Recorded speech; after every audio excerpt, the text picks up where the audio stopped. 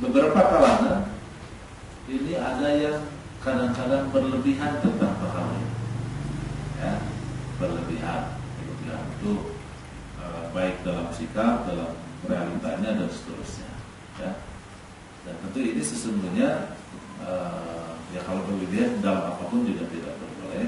Tetapi sesungguhnya ini adalah menunjukkan bahwa Islam adalah agama yang sangat mencintai kebersihan, ya, sangat mencintai kebersihan.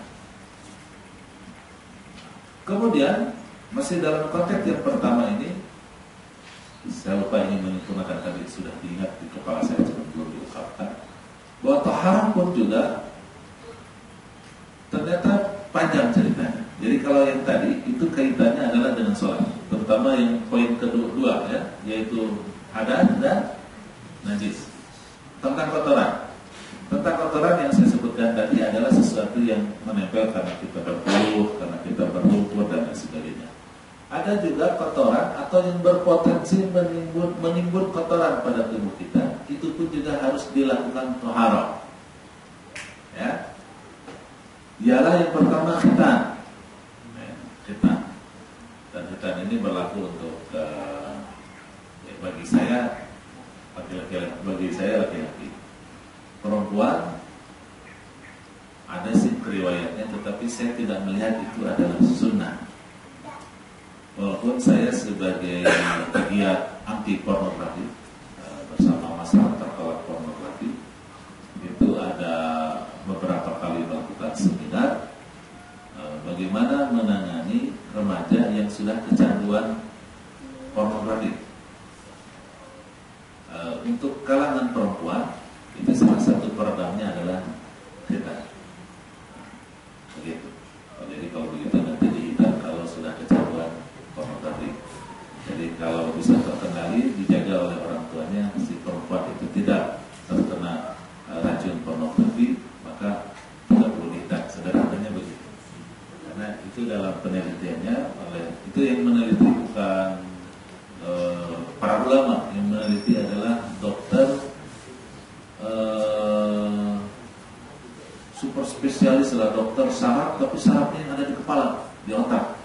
Jadi brain dokter yang menangani otak perotakan, ya. Tapi syarat kalau nggak salah ada ikatan dokternya dan termasuk penelitian terhadap akibat buruk dari pornografi. Nah, untuk perempuan salah satu pengendalinya adalah khitan. Jadi dihitamnya kalau sudah, bukan kalau sudah, nauzubillah. Bila nauzubillah min dzalik dia terjangkit oleh racun pornografi, ya. Dan tingkat bahayanya lebih berbahaya dibandingkan dengan laki-laki dalam konteks pengaruh efek negatif dari pornografi. Kemudian selain khitan bagi laki-laki tadi itu adalah mencukur kumis. Ini siapa yang belum mencukur kumisnya? Saya mau juga berkumis. Tapi ini kan kumis tipis biasa. Apa-apa. Yang penting jangan cokrong. Cokrong. Yang ke depan itu tidak diperbolehkan. Itu makruh, ya, foto sampai cokrong, ya. Kalau di Bandung atau di Garut itu ada hambatan tersendiri, sulit menikmati bagrek. Jadi ada bagrek itu kan dikasih kelapa muda, parut kelapa muda itu diminum cuma air doang, kelapa mudanya dimakan. Ya, itu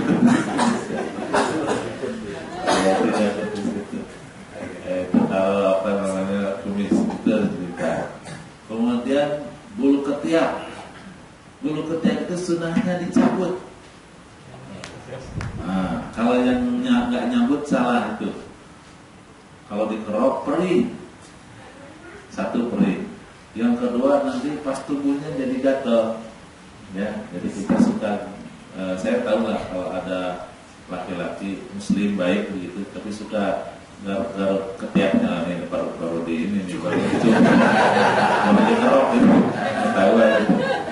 Kadang-kadang orang Muslim kan selalu bertahan, itu bagian dari taharah. Sunahnya dicabut.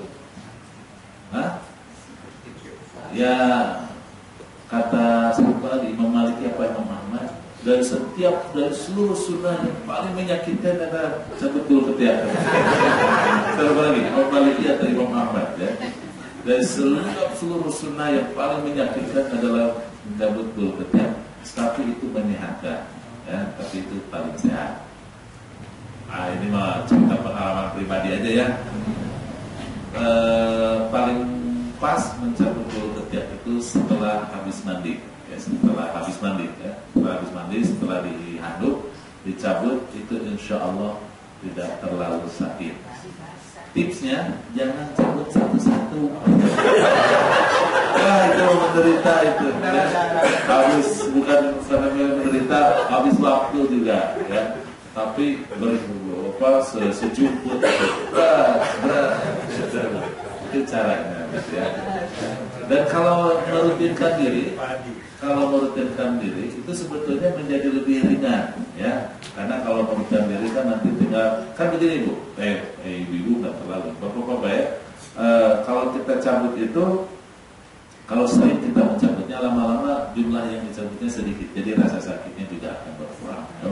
Tapi kalau 30 sekali itu, itu agak sakit juga. Kalau alam bisawab mungkin ibu-ibu lebih tahu, karena sekarang banyak teknologi yang lebih memudahkan, ya, katanya. Ada yang modelnya kayak pakai salon pas gitu, ya, kayak salon pas. Kan kalau ditarik langsung kan sakit itu. Nah sekarang pakai zat tertentu dicabut bulunya ngikut begitu, ya. Nah, itu bisa dilakukan. Kemudian berikutnya adalah kuku, ya. Kuku itu pun tidak seharusnya dipotong. Kuku itu dipotongnya dari tangan saya seperti ini, tidak boleh disisakan, baik di cingir, cingir itu kelingking atau juga di jempol. Biasanya suka disisakan. Ini kalau tidak boleh. Kalau perlu nanti kalau ada sekali dibagikan begitu. Termasuk perempuan. Ya, perempuan itu juga tidak boleh disisakan, dia harus tuh semuanya di gunting. Masih dalam taharah itu, berikutnya adalah membiarkan jenggot.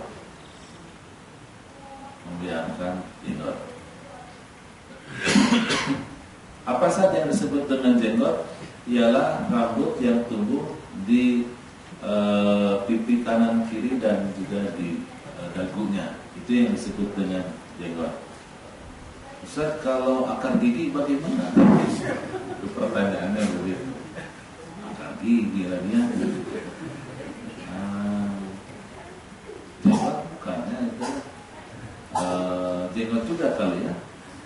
Memang ada riwayat Ibnu Mas'ud radhiyallahu anhu juga tipis jenggotnya, tetapi dia panjang segini, tipis banget, ya, begitu.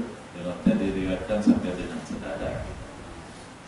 Tapi kalau saya sih berpendapat yang penting jenggot itu adalah yang besar.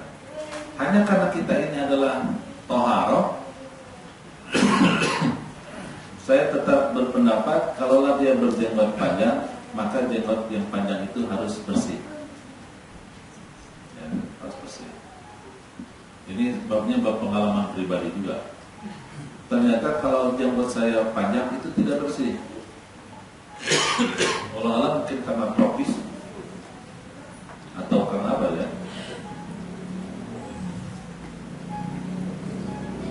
Itu kalau panjang jenggot saya itu ketombean. Panjang sedikit dari segini itu ketombean. Nah enak kalau sudah pakai pakaian hitam. Jas misalnya, jasnya keren, hebat, cuma ada topi. Dan akhirnya kemudian saya memilih untuk kemudian dipotong saja, dipendekkan saja, asal tidak dikerok, ya, tidak dikerok tapi cukup dipendekkan saja. Ada yang mengatakan dipendekkan pun juga tidak boleh, karena katanya paling pendek adalah sejumput segini katanya. Jadi ujung inilah yang kemudian di ini. Kalau saya sih sejumput juga, sini masih ada tuh. Cari-cari dalil aja ya. Betul ya. Dan sebetulnya juga alhamdulillah, seingat saya dari tahun 88 sampai sekarang saya belum pernah menggunting menggunting dan memendekkan jenggot saya. Karena yang memendekkan jenggot saya adalah tukang cukur. Gak berani saya. Kalau kumis saya berani. Kalau kumis saya gunting. Kalau jenggot saya tidak. ini adalah tahara-tahara yang kemudian yang harus dibersihkan. Ada yang selain itu, mungkin ada yang menambahkan terus saya terlewat. Kenapa? Oh, satu lagi, kemaluan. Bulu di kemaluan. Nah, ini kalau dilihat dalilnya itu adalah bitahdid, yaitu dikerok. Ya. Kalau kumis boleh digunting, ditaksir, kumis itu dengan ditaksir kosong. Tetapi kalau yang namanya kemaluan itu dikerok. Yang usah dibahas lagi pembinanya, masing-masing, baik laki-laki dan perempuan. Dan ini bagian dari yang kemudian harus disuci, dibersihkan dari tubuh kita, dan itu adalah termasuk sunnah, ya, sunnah yang harus dilakukan. Nah, sekali lagi, dengan demikian yang namanya muslim itu harus tampil cantik, ganteng, ya. Harus tampil cantik dan ganteng, karena memang kita adalah umat yang suka taharah, ya. Mandi misalnya itu sangat dianjurkan di dalam Islam. Tadi taharah jelas ya, dengan wudu dan dengan mandi janabah itu sangat dianjurkan. Dan sering mandi itu juga lebih dianjurkan.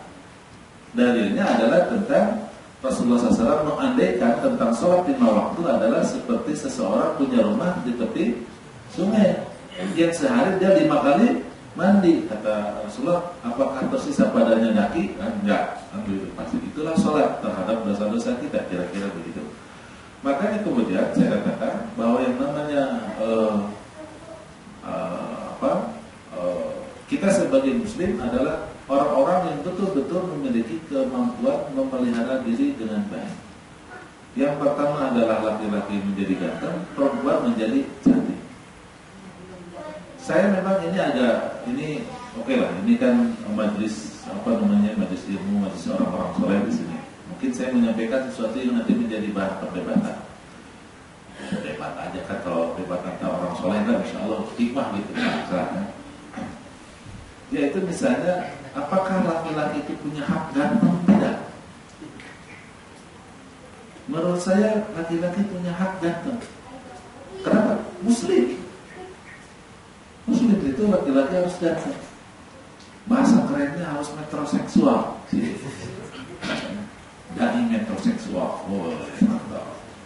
Harus memelihara penampilan. Harus melakukan perawatan terhadap tubuhnya. Tentu saja kedatangan itu menjadi lebih nyata bila kemudian diawali dengan kesehatan, ya. Kesehatan, memelihara kesehatan itu menjadi penting. Termasuk berikutnya untuk perempuan, apakah perempuan berhak untuk cantik? Saya berpendapat perempuan juga harus punya hak untuk cantik. Kenapa? Karena dia adalah muslimah. Karena kita sadari, walau alam dari mana awalnya, rasa-rasanya lelaki metroseksual itu menjadi dianggap sesuatu yang berlebihan. Padahal kalau kita cermati apa yang ditampilkan oleh figur Rasulullah SAW, untuk zamannya itu sudah sangat metroseksual. Contoh, Rasulullah SAW pakaiannya selalu atas bawah. Beliau Shallallahu Alaihi Wasallam dalam riwayat diterangkan bahwa pakaiannya selalu atas bawah. Mohon maaf, hilangkan dulu di kepala kita semuanya tentang film Omar. Ya, di kepala kita hilangkan Omar, The Message, apa segala macam film-film tentang para sahabat radhiyallahu anhu. Hilangkan dari kepala kita, karena itu bukan pakaian yang sebenarnya. Apalagi melihat pakaian perempuannya, keren banget kalau perempuannya pakaiannya kayak begitu. Nah, ada zaman dulu begitu. Nah, namanya pakaian zaman Rasulullah dan sahabat ketika itu rata-rata satu helai yang dikenakan satu helai. Jadi kalau laki-laki rata-rata bertelanjang dada, karena satu helai nggak mungkin atasnya bawahnya kagak.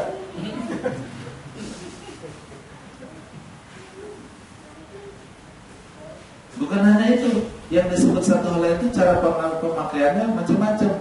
Bisa ditutup dengan sarung. Ada juga sehelai lebar itu tengahnya dilobangin, kemudian dimasukin. Agak mudah membayangkannya adalah pakaian India. Ya. Kalau penggemar film cowboy pasti akan ketemu pakaian model itu. Tapi itu biasanya kalau di India pakai dari kulit binatang, biasanya jadi buah besar. Ya. Kira-kira begini. Besar, dilobangin tengahnya pakai. Itu jadi pakaian. Makanya kita kenal, misalnya ada beberapa cara duduk yang dimakruhkan. Misalnya somma itu dimakruhkan. Somma itu adalah duduk, tetapi lututnya lututnya diangkat, ya, diangkat tuh. Gini nih, ini diangkat. Itu namanya somma. Itu termasuk yang dimakruhkan. Karena kalau begitu, si kainnya akan tertarik dan kemudian agak sedikit ke bawah, nanti orang-orang akan bilang, wow. Karena orang-orang kelihatan dulu belum ada yang disebut underwear.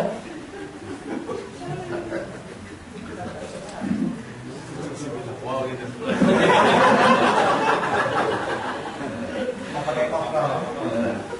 Itu ada beberapa cara duduk yang kemudian dilarang.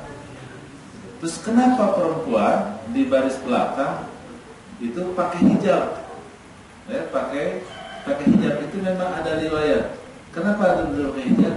Karena dikhawatirkan ketika sholat berjamaah dengan laki-laki, ketika perempuan sudah duduk misalnya di sujud, dia duduk begitu, yang laki-lakinya belum duduk. Itu juga kemudian nanti waktu bacaannya juga menjadi wow. Jadi tidak bacaan antara dua sujud nantinya. Begitu, karena orangnya kelihatan. Makanya kemudian saya lupa lagi nama, ada sebuah kampung di antara Madinah dan sebelum Madinah, dia kampungnya musyrik. Musyrikin begitu, tidak masuk Islam kecuali setelah Fathu Makkah. Setelah Fathu Makkah dia menjadi masuk Islam. Nah, ketika dari Fathu Makkah masuk Islam, mereka kebingungan mencari imam. Nggak ada yang bisa jadi imam karena baru masuk Islam, walaupun sudah 8 tahun dekat dengan Madinah, nggak ada yang hafal Quran. Bingung nih mau sholat di mana? Ternyata ada yang hafal Quran. Umurnya baru 5 tahun. Pertanyaan, kok bisa Ustaz? 5 tahun yang gede-gedenya bisa? Itu tempat karena dekat Madinah itu menjadi persinggahan. Persinggahan para sahabat, sehingga kemudian anak kecil itu ya namanya sahabat, ya kita umumnya begitu. Dekat dengan anak-anak, kemudian diajak duduk di kampung, mungkin dihafalkan Al-Quran, diajak sholat. Jadi dia yang paling banyak hafalannya. Cuma problemnya ibu-ibu malu. Ini anak kalau sholat kelihatan auratnya. Akhirnya sebenarnya ibu-ibu itu kemudian Yurana kira-kira menenunkan kain dan kemudian membuat jubah untuk sang imam. Di sang imamnya itu dibikinkan baju oleh ibu-ibu di kampus itu, sehingga ketika dia memimpin sholat tidak kelihatan auratnya. Itu dari sisi pakaian. Yang kedua tentang minyak wangi. Rasulullah SAW itu sangat menganjurkan minyak wangi. Dan namanya minyak wangi ketika itu sampai dengan hari ini, ketika itu adalah mahal, barang mahal. Dan minyak wangi itu mahal. Namanya kasturi itu misk, itu barang mahal. Tahu nggak dari mana, dari bahan apa misalnya? Dari binatang. Binatangnya apa? Binatangnya itu adalah dari bencana, dari rusa. Saya tanya, apakah di Madinah ada rusa? Tidak ada. Rusa di Asia Tengah. Berarti impor. Bukan lokal. Mana minyak wangi? Sekarang kalau mau pakai minyak wangi, kalau yang enak ya impor. Kalau yang refill itu lengkap di sini. Wanginya sama dengan impor. Teman paling lama 20 menit. Nyong-nyongnya buat yang mati. Jadi kalau dilihat dari itu adalah Rasulullah SAW penampilannya juga keren. Walaupun mungkin kita tahu misalnya tentang kisah Mus'ab bin Umair, kemudian di akhir ayatnya supaya seperti itu hal yang lain lagi ceritanya, ada hikmah yang lain. Begitu juga perempuan itu tidak boleh tidak cantik, harus cantik. Dengan ungkapan Rasulullah SAW, al-mar'atu zina, bahwa yang namanya perempuan itu adalah perhiasan. Ya, saya selalu mengatakan perempuan ini kadang-kadang melanggar sunnah menurut saya, ya, melanggar sunnah. Kenapa? Jangan pakai sutra, ya, terus lehernya nggak pakai kalung emas, telinganya nggak pakai antik emas, nggak pakai cincin emas. Padahal sangat jelas sekali kata Rasulullah sambil diangkat dua-duanya, tangan kiri dan kanan, mengangkat sutra dan mengangkat emas.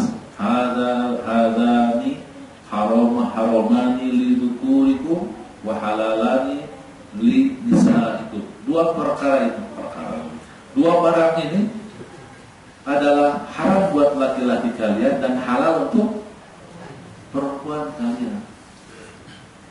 Ya, jadi kebayang gitu ya, kalau perempuan tidak rapi gitu, kemudian pakai sutra cantik tidak?